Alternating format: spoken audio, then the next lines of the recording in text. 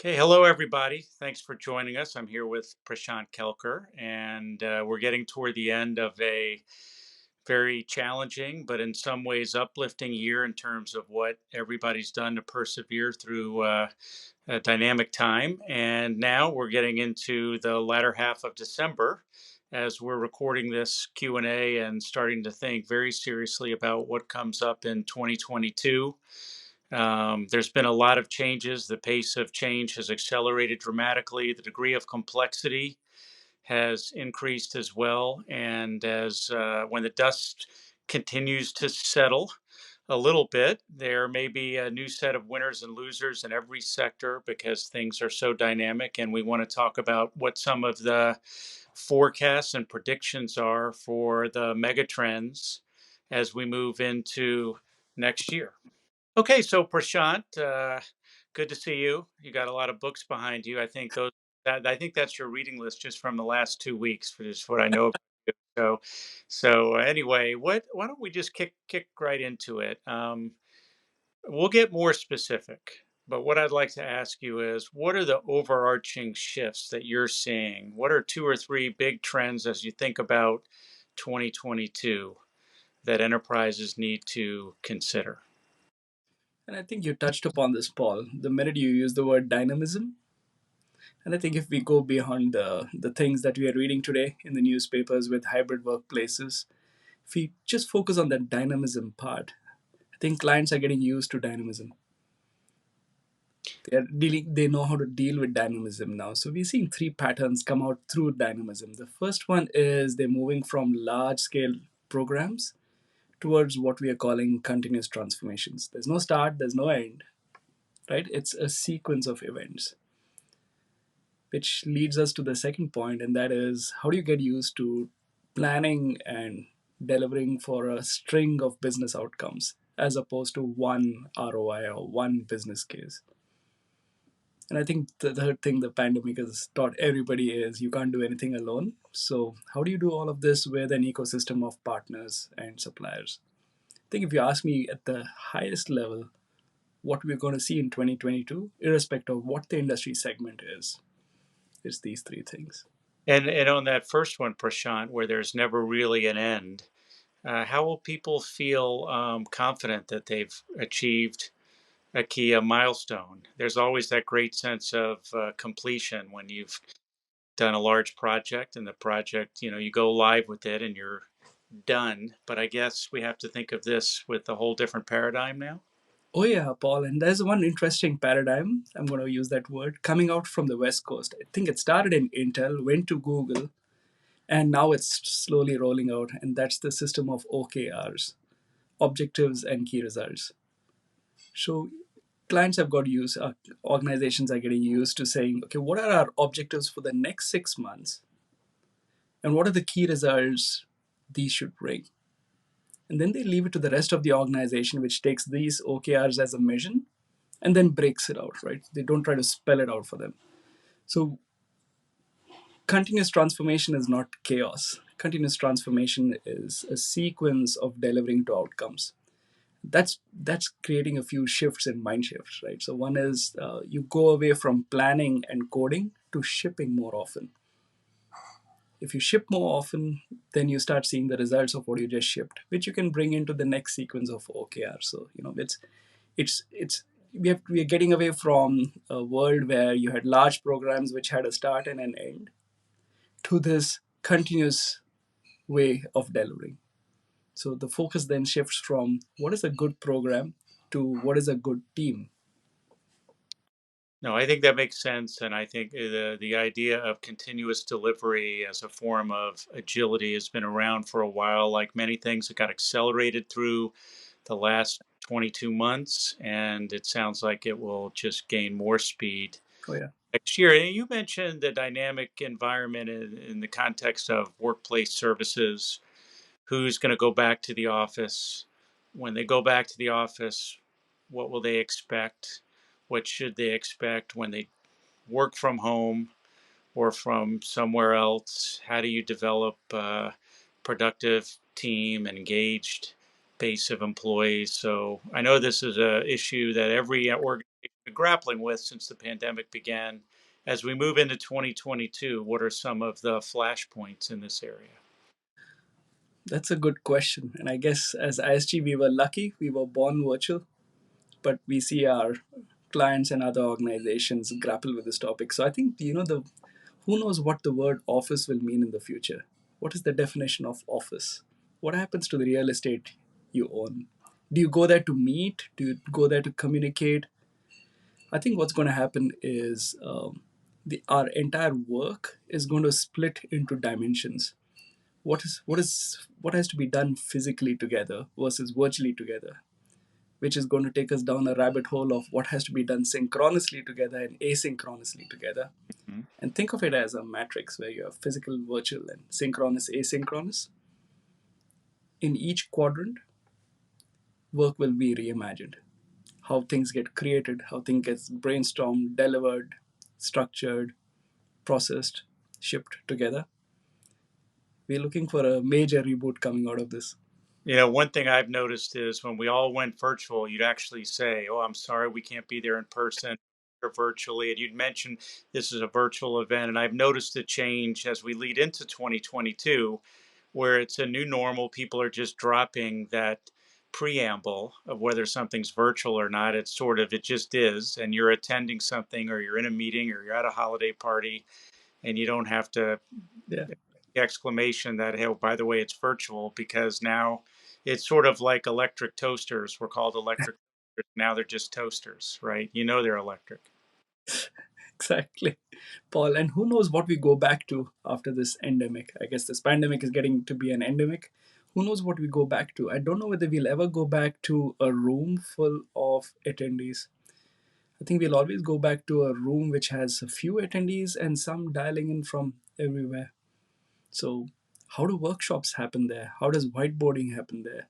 Does whiteboarding happen at all? I think these are the new muscles we'll have to develop. We've seen a dramatic change in our event business at ISG that I think resonates with what you just said, because it used to be you'd have to get on a plane or at least go to wherever we were holding the event for 2 days, and that will still come back.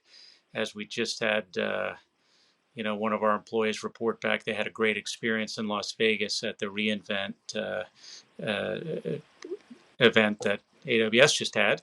But at the same time, we've seen a huge uptick in attendees, and it's almost like a buffet. People see a 2 day on things like a digital summit, and they'll pick and choose what they care away. There's 10x more engagement by opening up globally and opening it up virtually. What I find interesting, Paul, is most of the press writes about working virtual and what's going to happen with work from home. I think the press is missing out on what happens in the B2B world. So, when we go behind the curtains with our organizations, we are seeing topics that I think the press is not talking about, and they should be. Supply chain transparency, value chain health. Well, let me hit on one of them. When we think workplace and working from home, from day one, the last couple of years, cybersecurity.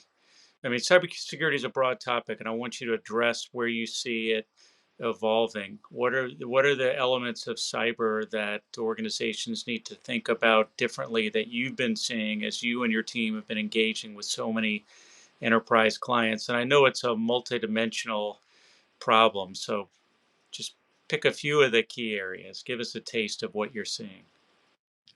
Cyber, as you said, is a dimension. And I think it impacts everything we do. So it should be treated not as a topic, but literally, Paul, like you said, it's a dimension.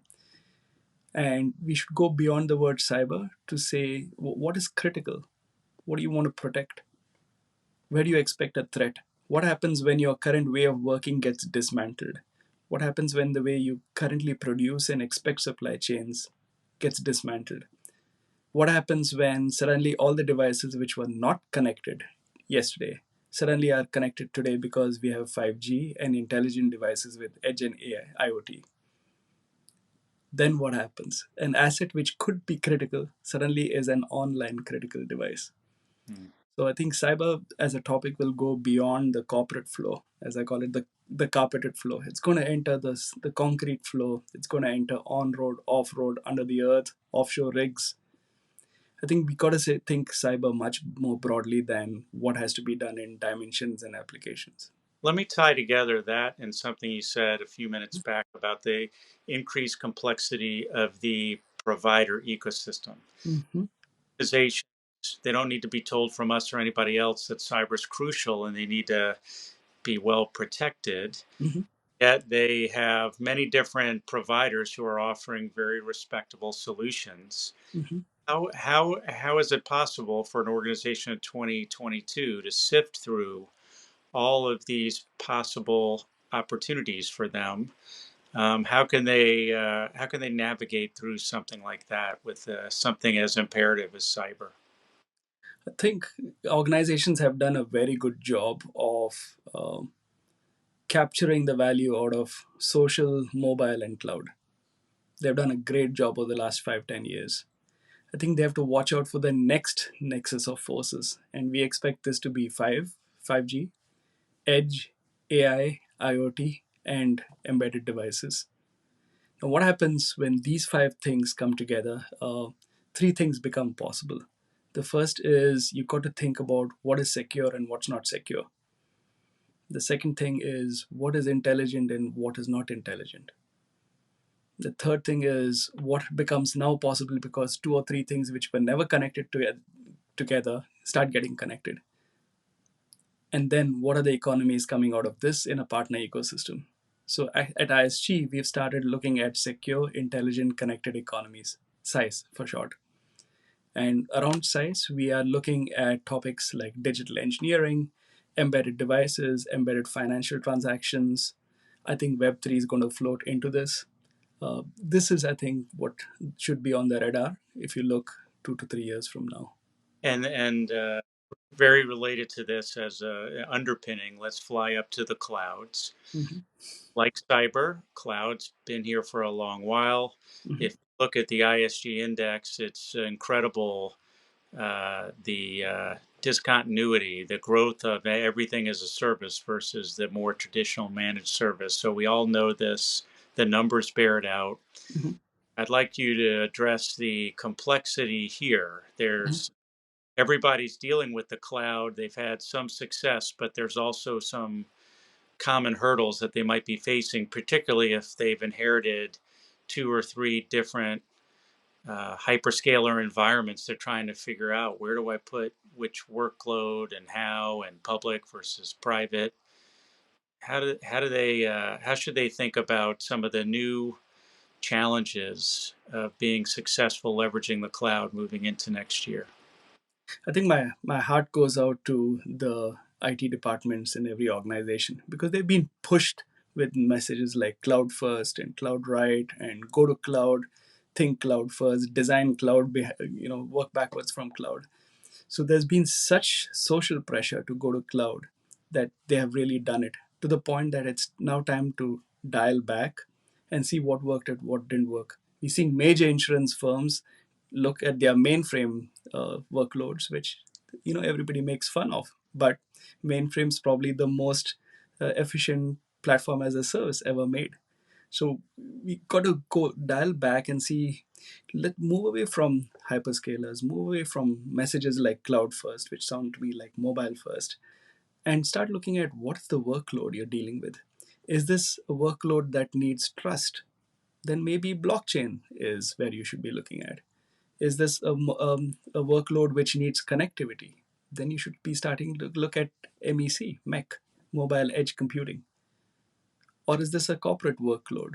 Then you got to look at one of the hyperscalers. Is this a workload which needs analytics? Then maybe you need a combination of Snowflake and the rest of your cloud. So I think we should go back to the first principles on design of workloads and not fall for newspaper headlines.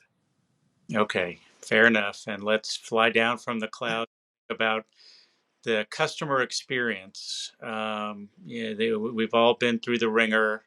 Now, all the retailers, you can go to the 4 or 5 spots in the parking lot for curbside, which I kind of like. At the Gottsegen household, we don't go to a grocery anymore, but we eat well and they deliver it. And what's cool is my sweet wife will give me a heads up where the next delivery, and then we know that the truck's within 5 minutes delivering the groceries. But see, that's all done. So that's the kind of my new normal. But in the world of, as we've now kind of settled in and the dust has settled on the real must-haves over the first wave of, these new challenges and the dynamism. Moving into 2022, customer experience, what are some of the interesting opportunities or challenges that organizations will face as they think about better serving their consumers?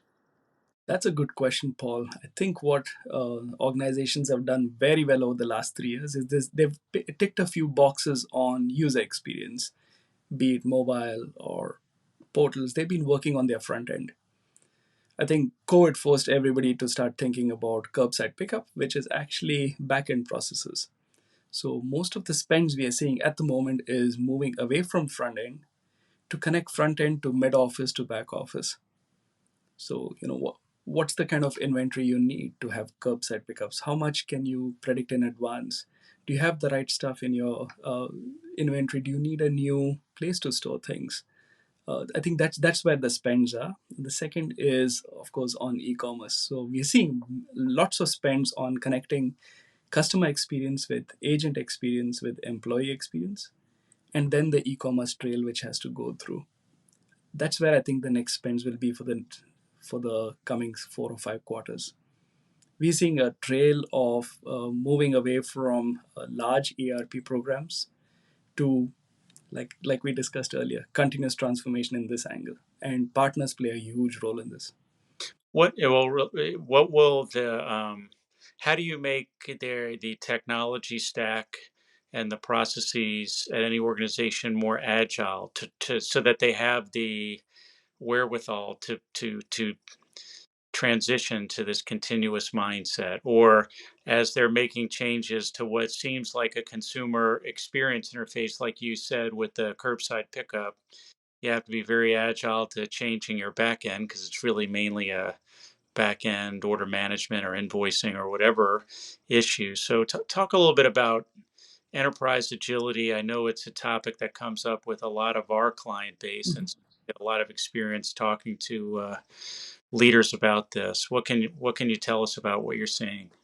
Oh, that's a lovely question, Paul. Actually, let me use this question to go beyond what is being spoken about in the press. Uh, the press talks about organizational agility in the form of culture. And I want to tick that box and move on to the topics that are not spoken about, and that is financing and architecture. So, the best strategy of organizational agility will be brought to its knees with legacy architecture. You won't be able to move. So, if you can apply the word agility to how one should think architecture, one should think as delayered as possible.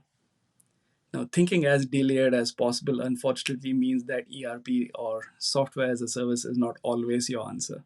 The very fact that you can buy software for a process shows that every other organization is actually doing that process already. It's not going to differentiate you. I think the world is a mix of SaaS, ERP, and, like in the old days, bespoke development. So thinking architecture in terms of delayering, because that delayering gives you the best flexibility, and also doing very careful buy versus build and not going too much towards buy. I think the innovativeness comes in the build part. Now, if you want to bring this to life, you've got to start looking at how you think capex and opex, and that's where the finance part comes in. How do you go away from annual budgeting towards delayering continuously? How do you go from thinking of a budget for a program to doing agile sprints? Those are the new problems which interest us at ISG. And X as a service, right? X. So there's infrastructure, app. There's kind of the common ones, but I've noticed that it's getting more narrow and more innovative of what that X is. Could Mhm. be service or proposal as a service. Talk about some of the X as a service that you're seeing that is just starting to peek its head out as we head into the new year. I'm going to build on the peak its head out, because there's one curious thing we are looking at under sustainability and green. and that is retained product ownership. So, what happens if you are GE and you stop selling your engines but start renting your engines out to airlines? That's product as a service. Now, you can apply the product as a service analogy to literally everything. Think dishwashers, think phones, think anything. Retained product ownership is a really large trend we should be watching, because the more complex the product is, the more downtime becomes precious, or should be avoided. So think product as a service. Think that product as a service is connected, and suddenly imagine yourself, Paul, having a digital twin of that product on your dashboard, so that you can do preventive maintenance, avoid downtime. Think how much you could charge for that conditional monitoring agreement. You've just sold a connected service on top of a product which you have sold. Now, what could happen here is that the good side is that there's the revenue upside to it. The downside is suddenly the asset still remains on your balance sheet. So there are a few things you still need to look at. Yeah, the income sheet, the balance sheet, if impact of this new connected service. But I think that's where the X as a service is going. Now you can do this only if you delayer things. So you can take your product as a service. You could take your product platform as a service. You could take certain business cases and say it's your connected future use cases as a service. There's no limit to what you can do if you delayer. Okay, so that's back to the paradigm word. It's a different paradigm of thinking of everything as a service, even if it's like a dishwasher or washing machine or an aircraft engine, which obviously is something you can touch, Mhm, the real value and what you wrap around it. mhm. I mean, there's a great story around what GE did with its engines. They realized that as they were flying over the Middle East, there's more sand in the air, but they could only do that because they were looking at the fans that of the turbines, and these were connected.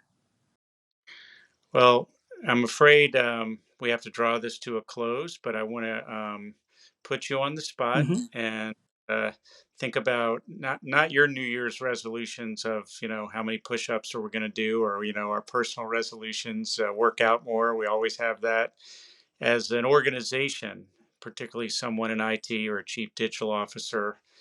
How would you wrap that into a bow of one or two New Year's resolutions that you would suggest in a working environment for organizational leaders that have to work hard in this crazy dynamic environment so that they can accelerate through and continue to gain a competitive advantage? And we know that standing pat is a really bad idea. So, what are a couple of New Year's resolutions that you would suggest? I have only one, Paul, and that is to be constantly open to ideas that did not come from you.